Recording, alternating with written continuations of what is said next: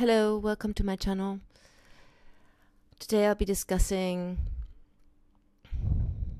Secular and Humanist, his video entitled Cookoo Cultists Talk About Money and Other Things. And I want to mention 2 points. The first one he's making in his video, he's talking about the abundance of money doesn't mean there is an abundance of resources or an abundance of goods to consume. And then this is a quote from his video. And then he's giving an example where he's referring to Germany 1923. He's telling us that there was an abundance of money because the government essentially printed off notes, thousands and thousands of those notes. So what he's talking about is inflation. Germany is one of the first well-documented cases of the dynamics of inflation, which got nothing to do with an equal money system, basically. Inflation happens because the value of the money changes, the prices change, and so your purchasing power changes with the prices and the value of the money. And that's being manipulated by various groups. You have the banking system that manipulates interest rates. You have the government printing or not printing money. You have manufacturers who are undermining competition through lowering their prices. And so you're creating a very unstable environment for each person to live in, because their salary or income doesn't evolve in the same way the different dynamics, the prices, the interest rates, the value of the money evolve. So you're facing an unstable environment to which you are constantly reacting. A good example is when prices go down, people start to hoard things. They start to buy larger numbers of the same item so that they can then, when the price has gone up again, refer to what they've already bought. They can then consume what they've already have in storage. In an equal money system, that's completely absent. There's no need for that, because you get an equal amount, everybody gets an equal amount of money, and you can go out and get your basic needs covered with this money, and when the money has run out, you get more money. It's like it's a very simple example, but it's the same idea basically. If you have food in the refrigerator, you consume the food, and when the food is consumed, you have to buy new food to consume it again. So it's a very simple idea in many ways.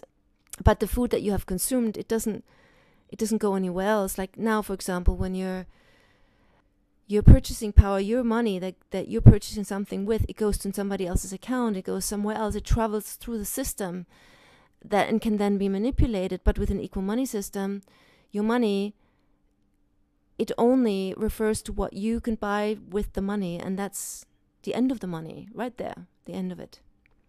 So that's really important to understand, that there hasn't been any situation like this ever, where people had equal money, or where money was viewed as only one thing, which meant a purchasing power to cover your basic needs and nothing else. There's been mostly many other qualifiers, including debt building, that money has represented, and that's going to fall away entirely. So that's the first point I want to make. So the second point I want to discuss is, I'm going to just quote him because it's easier. This is in quote. I'm quoting from his video. One last thing: if your response to this is just to tell me to go onto your website and just see what it says on the website, which I've seen you do in comments section. Like I said in this video, I have already checked the website out. I wasn't really impressed by it. When it's not filled with ambiguity, it's filled with spelling mistakes and grammatical errors. And I don't mean like one or two. you know, like in all this. I mean, all over the place. It's like it's written by a fucking 4-year-old. Seriously, get a clue. End of quote. This is an important statement that has to be considered from the point of equality. People make mistakes in spelling, and people are judged for making mistakes in spelling because their existence is in a system that is based on performance. If you do not perform, whether it's in school or on the job, you have no voice. Your performance is based on functioning in the world, which promotes fear. Because you have to be afraid that you're not performing well enough so that you can have a voice. In fact, if you take this further, that you can eat, that you can live in the system. I think what we're seeing here is an outflow of exactly the performance-based existence we currently have. Now, let's look at this from the point of an equal money system. An equal money system is based on life, first and foremost. That means every life has a voice. Every life counts, whether you make spelling mistakes or not. Which means for us that we must learn to shift to see the value in the person and what the person is saying as life. And not discount them because they don't perform properly and they do not understand or they make spelling mistakes. And secondly, we have to recognize